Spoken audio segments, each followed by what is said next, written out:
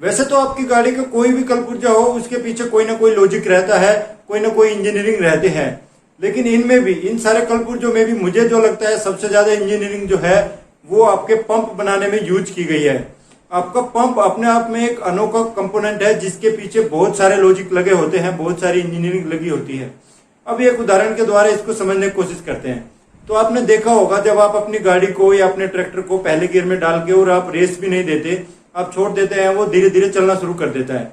अब मान लीजिए कि थोड़ा सा चढ़ाई आ गया, आपने अभी भी रेस पे पैर नहीं रखा, तो आप एक चीज नोटिस करेंगे कि आपके ट्रैक्टर की रेस या गाड़ी की रेस अपने आप ही बढ़ जाती है थोड़ी सी, और वो उस चढ़ाई पे चढ़ भी जाता है। और जैसे वो चढ़ाई खत्म हो जाती है तो फिर वो ऑटोमेटिकली नॉर्मल रेस पे आ जाता है। तो आपके ट्रैक्टर को कैसे पता चलता है कि अभी रेस बढ़ानी है, अभी चढ़ाई आ गई है? कैसे वो जान लेता है? कौन सा सेंसर उसमें लगा है? आंखें तो उसकी है नहीं कि उसको दिख जाता है कि चढ़ाई आ गई है, अब रेस बढ़ा दो, अब डीजल ज्यादा दो। तो ये सब कैसे हो पाता है? इस सब काम को करता है आपका पंप। और ये पंप ही अपने आप, और इस पंप के पीछे क्या लॉजिक काम करता है? कौन सा ऐसा सेंसर है, कौन सी ऐसी इंजीनियरिंग है जो बिना आंखों के जान लेता है कि अभी डीजल बढ़ाना है, रेस बढ़ानी है या कम करनी है? यही आज की इस वीडियो में हम जानने वाले हैं। तो स्वागत है आपका मेरे चैनल में जिसका नाम है इंजीनियरिंग खोपड़ी। तो वैसे तो पंप के फंक्शन को लेके बहुत सारी वीडियो बनी हुई है, लेकिन मैं आज टेक्निकली आपको बहुत ज्यादा डिटेल में नहीं बताऊंगा। मैं मोटा मोटी आपको सरल भाषा में एक अच्छा लॉजिक आपको समझ में आए कि क्या लॉजिक होता है, बस वो लॉजिक समझाने की कोशिश करता हूँ, बिल्कुल सरल भाषा में, बिल्कुल मोटे मोटे तौर पे। तो चलिए, इसको समझने के लिए सबसे पहले हम सहायता लेंगे, अपने बचपन में भी किया होगा, एक धागे में एक वेट बांध लीजिए आप और उसको आप ऐसे घुमाने की कोशिश कीजिए।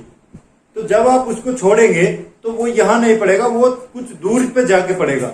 अब मान लिया आप उसको और ज्यादा तेजी पे घुमाने लगे, तो जब आप इसको बहुत ज्यादा तेजी से घुमाने लगेंगे और अब इसको तेज घुमा के छोड़ेंगे तो यह उससे भी पहले से भी ज्यादा दूरी पे जाके पड़ेगा।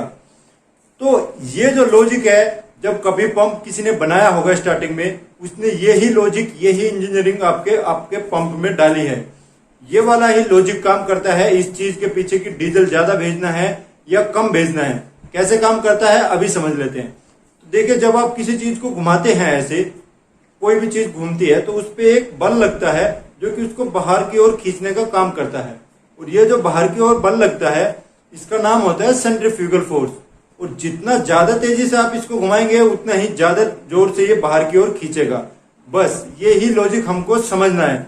तो देखिए, आपके पंप में एक अंदर ही अंदर एक सेक्शन होता है जिसको हम कहते हैं गवर्नर। अब इस गवर्नर का क्या काम होता है? गवर्नर ही ये डिसाइड करता है कि ज्यादा डीजल भेजना है या कम डीजल भेजना है। तो गवर्नर में मोटा मोटी अगर हम समझे तो एक शाफ्ट होती है, शाफ्ट लगी होती है, उस शाफ्ट पे दो वेट होते हैं, फ्लाई वेट, वजन कह लीजिए।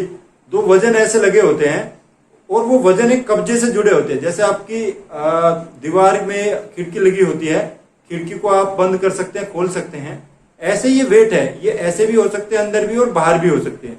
इस तरह से, इस तरह के मैकेनिज्म से जुड़े होते हैं। तो होता ये है, अब इसकी तीन कंडीशन है। एक कंडीशन तो ये है कि आपका इंजन नॉर्मली रन कर रहा है, सीधे जा रहा है, ना लोड ज्यादा पड़ रहा है ना कम पड़ रहा है। तो उस कंडीशन में क्या होगा, आपकी शाफ्ट ऐसे घूमती रहेगी, शाफ्ट के साथ में आपके ये फ्लाई वेट जो है, वजन जो है, ये भी ऐसे घूमते रहेंगे। अब इस पे लगातार एक मतलब उतनी स्पीड से फोर्स लगेगा, ना अंदर की ओर भागने की कोशिश करेगा ना बाहर की ओर भागने की कोशिश करेगा, क्योंकि इस पे बल अब उतना ही लग रहा है। अब मान लीजिए ये फ्लाई वेट यहाँ पे है, ये ऐसे अंदर बाहर हो सकते हैं। अब मान लीजिए कि इस कंडीशन में, नॉर्मल कंडीशन में, ये फ्लाई वेट ऐसे रहते हैं। तो जैसे मान लीजिए आपके गाड़ी के ऊपर लोड पड़ गया, कोई चढ़ाई आ गई, तो जब जैसे ही चढ़ाई आएगी, लोड पड़ेगा, तो आपका रेस जो है वो कम होने की कोशिश करेगी, आरपीएम। अब जैसे ही कम होने की कोशिश करेंगे तो ये फ्लाई वेट जो है ये धीरे धीरे अंदर सिकुड़ेंगे, क्योंकि चक्कर कम होने से, जैसे आपने देखा, जैसे आप धागे में ऐसे बांधते हैं, अगर कम स्पीड से घुमाएंगे तो क्या है, उस पर बल कम लगेगा। तो और जैसे ज्यादा स्पीड से घुमाएंगे तो ज्यादा बाहर भागने की कोशिश करेगा। तो सेम यहाँ होता है, जब आपके रेस कम होने की कोशिश करते हैं तो फ्लाई वेट जो है ये अंदर की ओर सिकुड़ने की कोशिश करते हैं। ये ऐसे है, मान लीजिए ये ऐसे भी हो सकते हैं और अंदर भी हो सकते हैं। तो ये अंदर की ओर भागने की कोशिश करेंगे। तो जैसे अंदर की ओर भागने की कोशिश करेंगे तो इस पे जो बल लगेगा बाहर की ओर भागने वाला, वो भी कम लगेगा। तो ये थोड़ा सा पीछे की ओर भागने की कोशिश करेंगे। तो इसमें हम अगर हम ऐसी मैकेनिज्म लगा दें कि भाई ये शाफ्ट जो है आगे पीछे भी हो सकती है, तो फिर क्या होगा, ये शाफ्ट थोड़ी सी पीछे की ओर भागने की कोशिश करेंगी।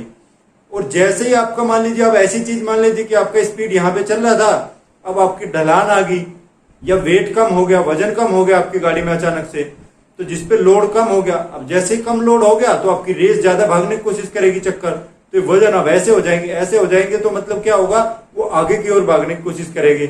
और अगर शाफ्ट आपके आगे जा सकती है तो वो आगे जाएगी।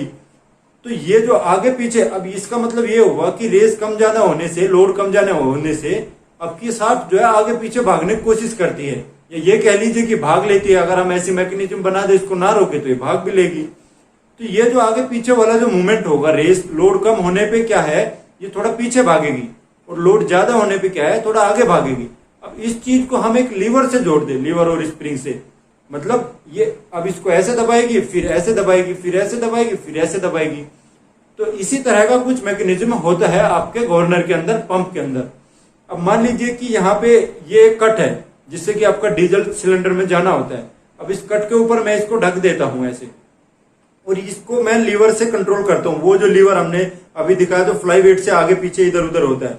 अब जैसे ही आपका लोड बढ़ेगा, आरपीएम कम होगा, तो ये जो है, ये लीवर जो है वो आपके रास्ते को, जो डीजल जाने का रास्ता है, इसको थोड़ा सा खोल देगा, या ज्यादा खोल देगा जितना लोड पड़ेगा। तो जब ज्यादा खोलेगा तो आपके सिलेंडर के अंदर ज्यादा डीजल जाएगा, ज्यादा डीजल जाएगा तो आरपीएम ज्यादा हो जाएंगे, फिर भी वेट सीधे हो जाएंगे।